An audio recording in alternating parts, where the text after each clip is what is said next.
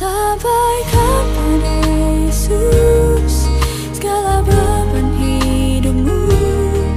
Dia hanya sejauh doa saat kau berseru.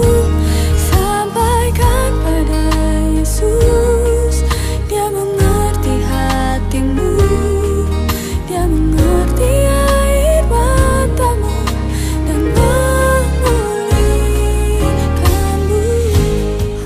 Salam jumpa kembali Bapak Ibu dan Saudara-saudara. Kita akan belajar berperan kehidupan yang penuh dengan kejujuran, penuh cinta kasih, agar kita itu boleh dikenal dan dicari di tengah keluarga sebagai sosok kehidupan yang menghadirkan Kristus. Bacaan firman Tuhan pada pagi ini dari surat Roma, pasalnya yang ke-12, ayatnya yang ke-9 sampai dengan 21. Surat Roma pasal 12 ayat 9 sampai dengan 21. Mari kita akan bersama-sama berdoa. Bapa di surga, kami berterima kasih untuk kehidupan yang Engkau anugerahkan. Ajarkan pada kami untuk kami berperan di tengah kehidupan ini seperti kehendak-Mu di dalam kehidupan baru yang sudah Engkau anugerahkan.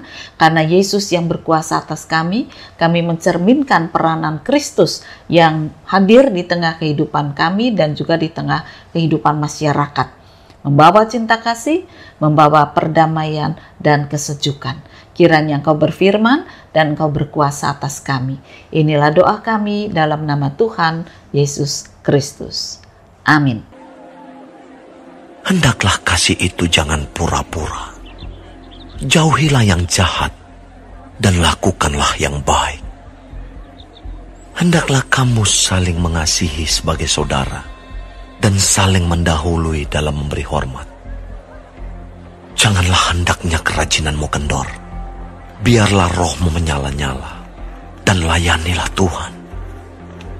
Bersukacitalah dalam pengharapan, sabarlah dalam kesesakan, dan bertekunlah dalam doa. Bantulah dalam kekurangan orang-orang kudus, dan usahakanlah dirimu untuk selalu memberikan tumpangan. Berkatilah siapa yang menganiaya kamu. Berkatilah dan jangan mengutuk. Bersukacitalah dengan orang yang bersukacita, dan menangislah dengan orang yang menangis. Hendaklah kamu sehati sepikir dalam hidupmu bersama. Janganlah kamu memikirkan perkara-perkara yang tinggi, tetapi arahkanlah dirimu kepada perkara-perkara yang sederhana. Janganlah menganggap dirimu pandai. Janganlah membalas kejahatan dengan kejahatan. Lakukanlah apa yang baik bagi semua orang, sedapat-dapatnya. Kalau hal itu bergantung padamu, hiduplah dalam perdamaian dengan semua orang. Saudara-saudaraku yang kekasih, janganlah kamu sendiri menuntut pembalasan, tetapi berilah tempat kepada murka Allah. Sebab ada tertulis, pembalasan itu adalah hakku. Akulah yang akan menuntut pembalasan, firman Tuhan.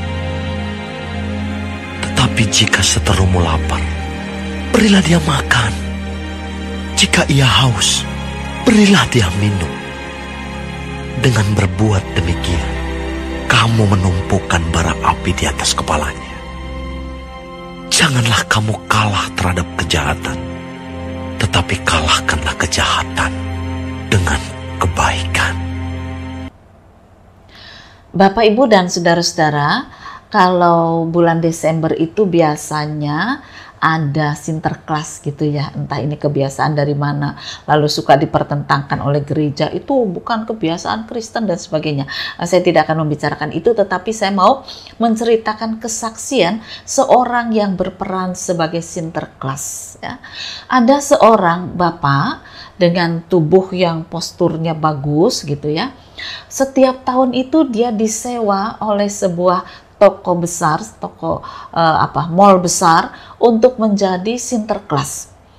Nah, jadi ya dia memang akan kerja di sana untuk menjadi Sinterklas selama beberapa waktu atau beberapa minggu, katakan begitu ya.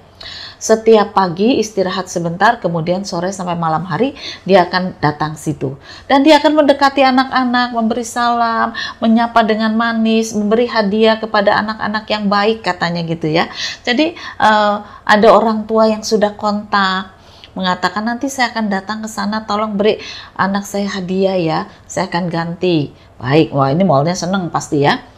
Lalu ada orang tua yang mengatakan anak saya ini nakal, tolong nanti beri peringatan ya. Wah gitu ya.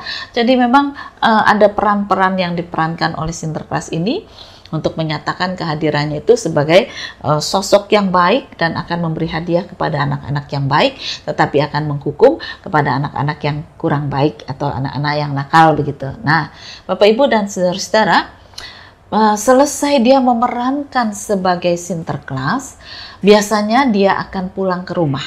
Dan kebetulan selama dia memerankan Sinterklas itu, dia harus tinggal berpisah dengan keluarganya. Setiap tahun dia lakukan itu. Tapi setiap tahun juga, kalau dia pulang ke rumah, dia tidak pernah disambut oleh keluarganya dengan sangat baik. Istri, anak-anaknya, ya biasa dingin, bahkan anaknya mengatakan ngapain pulang? Ya sana kerja sendiri, pakai sendiri uangnya, foya-foya sendiri, mabuk-mabuk sendiri. Anak yang sudah remaja itu marah dan kecewa besar. Rupanya perbuatan baik, tutur kata manis itu cuma kepalsuan demi uang.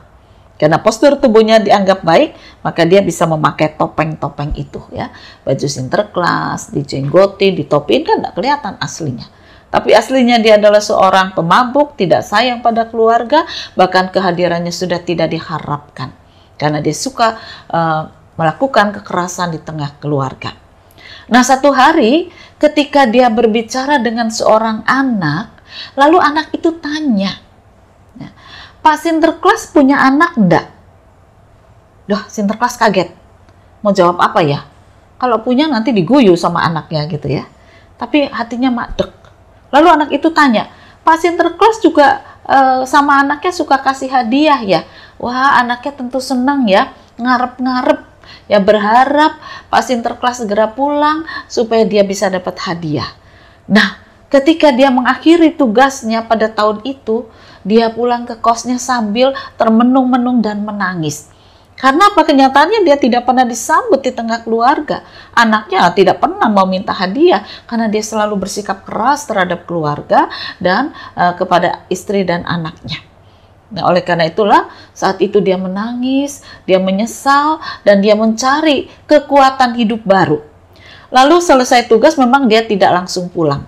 Tapi dia mencoba menenangkan hati dan pikirannya, ingin berjumpa dengan siapa yang bisa menolong dia agar dia punya kehidupan baru. Dan akhirnya dia dituntun oleh Roh Tuhan berjumpa dengan seorang pendeta. Dan di sana terjadi percakapan yang cukup panjang, membuat akhirnya Bapak ini menangis di hadapan Tuhan Yesus. Dia mengalami pertobatan. Dia sadar bahwa kepalsuan yang ada pada dirinya tidak ada gunanya. Dia punya uang tapi tidak pernah menafkahi keluarga dengan baik. Dia berperan baik tapi itu peran kehidupan kepalsuan. Nah, setelah dia mengalami pertobatan, dia berniat untuk pulang dengan membawa oleh-oleh, dengan membawa uang yang dia dapatkan. Tetapi keluarga tidak tahu bahwa dia sudah bertobat ya. Oleh karena itu, ya tetap sambutan keluarga dingin. Apa yang dibawa sebagai berkat, sebagai oleh-oleh disampaikan kepada istri dan anak, ya cuma dilihat saja. Ngapain? Mereka berkata, untuk apa? Uang yang kamu berikan itu cuma kepalsuan. Tidak ada cinta kasih. Lalu bapak ini menangis di hadapan istri dan anaknya, menyatakan bahwa sekarang dia sudah bertobat. Tapi tidak ada yang percaya. Ya sudah, bapak itu tetap menjalani kehidupan di tengah keluarga dengan perubahan sikap hidup yang sangat besar. Dia tidak lagi berperan penuh dengan kekasaran dan kejahatan, tetapi dia berperan menghadirkan Kristus yang penuh kesabaran, penuh cinta kasih, ingin menyatakan pengampunan, ingin menyatakan kebahagiaan di tengah keluarga. Pada awal-awalnya memang ditolak, tetapi istrinya mulai merasakan perubahan besar. Dia mulai percaya bahwa suaminya itu mengalami pertobatan yang sungguh. Dia bisa menerima suaminya, dia bisa mengampuni, dan dia bisa mengasihi kembali. Terjadi kerukunan suami istri ini ya. Setelah bertahun-tahun mereka hidup tidak bicara, sekarang suaminya bicara dengan lembut, dengan kasih, dengan baik. Itu menggugah istrinya sehingga dia merasakan cinta kasih yang besar ya. Tapi anaknya belum. Dua anaknya tetap menolak sampai kemudian kedua anaknya itu harus kuliah, pindah keluar kota. Jadi lama nggak ketemu bapaknya. Nah, satu hari ada mahasiswa baru. Jadi anaknya itu sudah kuliah beberapa waktu, lalu ada mahasiswa baru. Ngobrol. Kemudian ternyata anak baru ini mengatakan bahwa kenapa saya ini bisa kuliah di sini dan menjadi baik karena saya mendengar nasihat dari seorang Sinterklas. Anaknya kaget. Di mana itu? Berapa tahun yang lalu? Sekian tahun yang lalu. Lalu di mall ini. Dan anak itu tahu bahwa yang jadi Sinterklas di mall itu adalah bapaknya. Lalu apa yang dikatakan oleh Sinterklas? Kata-kata baik. Anak itu sakit sekali hatinya. Kepalsuan. Tapi dia juga bingung. Nah, kok anak ini bisa menerima perkataan dengan baik dan mengalami perubahan hidup sehingga dia bisa melanjutkan sekolah bahkan sampai kuliah. Terjadi pergumulan di dalam diri anaknya, anak Sinterklas ini. Nah, ternyata bapak ibu di rumah itu mendoakan anak-anaknya untuk mengalami pertobatan di dalam Yesus dan bisa menerima kehadiran ayahnya dengan sangat baik. Akhirnya memang melalui waktu juga anaknya mengalami pertobatan di dalam Yesus. Nah, kemudian setelah lulus dia bekerja, dia menjadi seorang yang boleh dikatakan mapan. Pada hari pernikahan, kedua orang tuanya datang dan anak itu menyambut ayah dan ibunya dengan hati gembira. Lalu selesai kebaktian, peneguhan pemberkatan nikah, dia tanya pada pendeta apakah boleh dia bersaksi sebentar saja. Ya, pendeta katakan silakan. Lalu dia katakan oleh bapak muda pengantin baru ini, saya ingin menjadi seorang ayah yang dirindukan di tengah keluarga. Sebab saat ini saya juga merindukan ayah saya. Dulu saya menolak dia, tetapi setelah saya tahu bahwa dia bertobat dan mengenal Yesus, dia mengajarkan cinta kasih, hidup damai, dan saya selalu didoakan, saya selalu dikunjungi walaupun saya selalu menolak, dia selalu tersenyum, dia selalu sabar. Ketika dulu dia suka memukul, sekarang tidak pernah lagi. Ketika saya tolak dia, dulu saya pernah dipukul, tapi ketika saya tolak dia sekarang, dia tersenyum dan mengatakan, aku ingin merangkulmu nak, aku ingin merangkulmu nak, gitu ya. Jadi perubahan sikap itu menjadikan anak itu juga mengalami perubahan sikap mental, bahkan dia bertumbuh dalam rohani. Dia katakan bahwa aku ingin menjadi seorang ayah yang dirindukan di tengah keluarga. Aku ingin menjadi seorang Kristen yang dirindukan di tengah jemaat dan masyarakat karena kesaksian hidupku penuh cinta kasih ketulusan. Peran hidupku bukan kepalsuan. Nah, firman Tuhan juga mengajarkan hal yang sama. Tolaklah perbuatan jahat ya. Hendaklah kasih itu jangan pura-pura. Jauhi yang jahat dan lakukan yang baik. Hendaklah kamu saling mengasihi sebagai saudara dan saling mendahului dalam memberi hormat. Jangan hendaknya kerajinanmu kendor. Biarlah rohmu menyala-nyala dan layanilah Tuhan dan seterusnya. Ayat-ayat ini mau menguatkan peran hidup kita ini hendaknya menyatakan Kristus yang sudah hidup dan bangkit ada dalam diri kita. Sehingga peran hidup kita itu peran kebaikan, peran ketulusan, peran yang penuh perhatian, yang membawa damai, membawa sukacita, bahkan yang membawa keselamatan.